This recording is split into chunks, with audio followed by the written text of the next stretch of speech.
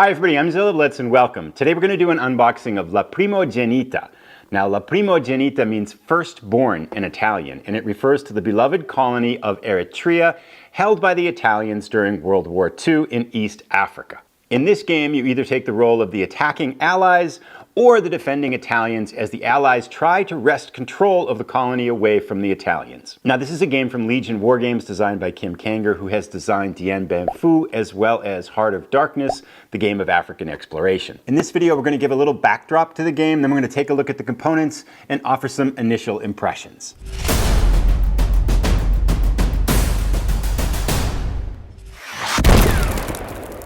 Before we jump in and look at the components, because this is a rather a lesser known campaign, I thought I would offer just a brief overview of the campaign. And let's start with the colony of Eritrea. Now, Eritrea sits in East Africa, it borders on the Red Sea, and one of the historical notes to the colony was that it was actually a fairly well-treated colony by Italy, and the Eritreans were extremely loyal to the Italians during World War II, many of whom fought for Italy, and those units were famous for their bravery and loyalty to it. The capital of Asmara was heavily invested in by the Italians, and it was called the Little Rome. So this is a colony that has quite a unique experience in terms of African colonies. In the early days of World War II, the Italians held Eritrea, they held Somalia, they also took land in British Somalia, as well as some towns in Sudan and Kenya. Then in 1941, the Allies attacked back. Their goal was to wrest Eritrea and the port city of Massawa away from the Italians. The Allied forces of this game are Indian forces, African forces, South African forces, as well as some Free French and British forces. Now, the campaign lasted a number of months, but its epic battle was the Battle of Keren, where the Italian forces held out for 53 days against superior Allied forces, and then once Keren fell, the port city of Massawa fell shortly after that, leading into the ultimate capitulation of the Italian forces in East Africa. So there's a very brief backdrop on this campaign to help give some historical context to what we're going to look at. Let's take a look at the back of the box now, just to get kind of some big picture elements here. So unit size is battalions and brigades. We're going to look at a 22-inch by 25.5-inch map, 10 miles per hex. Game scale is 8 days per turn, and the playing time is listed as 5 to 6 hours, which is really interesting to me because this is not a larger game. So we'll kind of take that in mind as we take a look at the components and elements here too. Now, the game meter says game players 1 to 2. It's listed as solitaire suitability of medium. So as you're playing this solitaire, you'd be playing both sides. This is designed as a two-player game, but it lends itself fairly well to a solitaire experience. Game complexity is listed as medium, and that feels about right. The rulebook isn't all that large, and the rules, as I've kind of thumbed through them and things like that, look pretty straightforward. So I feel like maybe light medium, it says medium low here, but I'd probably go between medium low and medium, so maybe medium feels about right. We've talked a little bit about the historical context. Let's jump right in now and then take a look at what's inside the box. This is about an inch or so box, so not super heavy. This is a relatively contained, I think, wargaming experience, focusing again, entirely on this East African campaign in Eritrea. So what do we got? We've got some baggies, always greatly appreciated. Thank you very much. And we have a green die. We'll put that off to the side here. Some background material. Speaking, here's Dien Bien Phu, one of Kim Kanger's other games. These are actually all of his other games, now that I think of it. Nemesis, Burma, Tonkin, and Ici c'est la France. I'm sure I butchered that pronunciation. So some of his other games, as well as Heart of Darkness. It's a Kim Kanger tribute little art piece here. So we've got there. Now let's take a look at the rulebook here. It's glossy paper, 8.5 by 11. Total pages here is 16, but actually that's fair too. The back chunk of it here, from page 11, I think starting on page 11 is the order list. And we'll take a look at that as we get into the game itself, because I think this is a really cool mechanic that I'm interested in seeing how it plays out. And then on the back here, we have an information chart that lists a lot of the information on the units, and then these order chits, which is a really interesting mechanic. I've not seen that done before. I'm sure everything's been done before at some point, but this is pretty unique to me. So taking a look at the rules, we've got pretty text heavy here, I would say. There's some pretty good text density with some minimal graphics to explain things, but not a ton of text per page. I've gone through and I've kind of thumbed through some of them. and kind of read through them, and so far so good. They all seem really clear and they seem to make sense. The real test is when you come out and try to play it and things like that. But again, I feel like that medium low to medium range for the war game is perhaps exactly the right place to be. We have one counter sheet. So, you know, again, this is a relatively compact war game experience printed on both sides. So units do have a step level system here. And we can see on the right here, I'll show some close-ups of these as we take a look at them. We can see on the right here, these are the Italian units in green, and then the Allied units here in red. And now down lower here, I want to call attention to this order system, because this is pretty cool. Now, I might get bits of this a little bit off here, right? Because I've kind of read through it once quickly, and I haven't really learned the game yet. But what you do on a turn here, there's three types of order. There's major orders here that are outlined in these black boxes. Then you have combination orders, which can be combined with other orders, I think just major orders perhaps. And there are a number of those with these banners on the top. And then you have minor orders that are anything that's left over.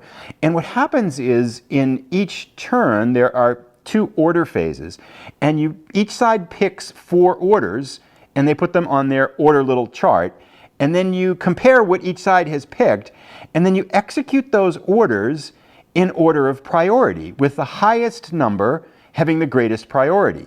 So for example, a full move here has a rating of 36, whereas a stand fast has a rating of, well, that's a combination order. Let's do a full bombardment, I think, has a rating of 33. So when you compare these orders, you then put them in a sequence of what order, who goes when.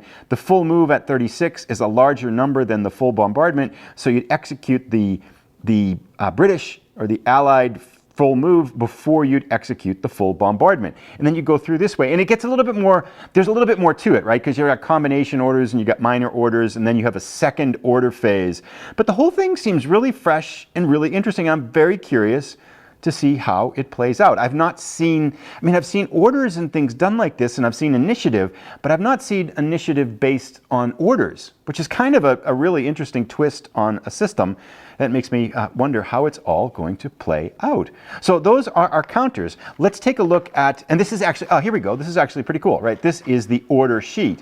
So looking at both the Italian order sheet, and I'll show a close-up on one of these here too.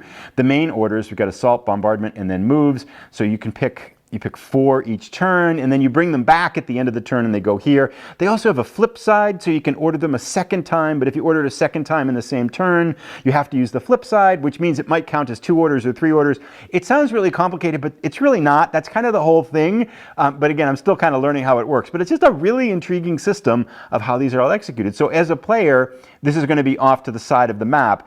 You know, as the Italians or the Allies, you're going to have this there, and you're going to be kind of pulling off orders here and putting them on the game board, hiding them from your opponent, I think, under ideal circumstances, so that, you know, you create a little bit of deception as to what you're going to do compared to what you think your opponent might do. So it's a really, I'm kind of very curious to see how that plays out. It seems like, again, it will thrive in 2-player. There is a note for solitaire there saying it actually works very well in solitaire, and the advice is to just make your best moves without really considering that you actually know what the other side is doing if you're playing solitaire. So anyway, and here we go. This is a player aid, again, relating to that movement situation, the order situation.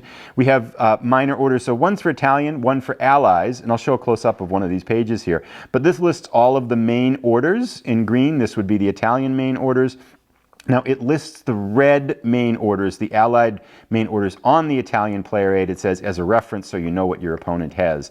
So this kind of outlines what you can do with each one of these orders. So you're kind of putting together this menu of orders a couple times for each turn and then executing them there. And then it has another side. These are the combination orders, and then these are the remaining Allied orders that aren't included on the Italian player order aid here. So really cool system. And now I will show a close-up of this map, as a zoom out of the map here as I unfold it. Very nicely designed. I really like the color palette here. It feels East African, you know, kind of arid environment and things. And it is, again, a 22-inch on the vertical by 25.5-inch map. And we can see basically the entire country here of, well, not the entire country, but at least the contextual battle element of the country of Eritrea. So, yeah, I like the design. These hexes themselves are 1 inch. And I think stacking is relatively minimal in the game, so you're not going to see big piles and stacks around. It looks like it's going to be a very playable game, which leads me to the interesting question because I'm really curious here. It is a 1, 2, 3, 4, 5, 6, 7, 8, 9 turn truck. It starts in January, it ends in April, and it's a 10 turn game. I'm curious to see how that takes 5 to 6 hours. That's the one thing that I wonder about because it feels like it should play faster, but maybe there's just components that I haven't quite figured out. Again, you got to play something, right, before you kind of make some final determination. But that's the only one kind of thing that makes me go, huh, interesting. I wonder why it takes so long. And we can see elements on the map here, but I really like the design. It's really clean, easy to understand. I think it's going to blend well with the green and red counters to make for an interesting, kind of a nice visual gameplay experience. So there we have it, La Primogenita from Kim Kanger and Legion Wargames, 1941 East African campaign. This is just newly released, available from the Legion Wargames website. This is a review copy as well, so I will be bringing some gameplay and a review to the channel as soon as I play through some of the other games that are in front of this one. I'd love to hear your comments and questions and ideas down below. I look forward to reading them. And if you like this video and want to know more about some other Kim Kanger games, we did an unboxing on Heart of Darkness, or if you're interested in more war games on Africa, I would point you to an unboxing we did on Hill of Doves, another Legion Wargames game covering the First Anglo-Boer War. So both of these somewhat less commonly covered war games in the wargaming sphere. Thanks so much for watching, everybody. Have a great day.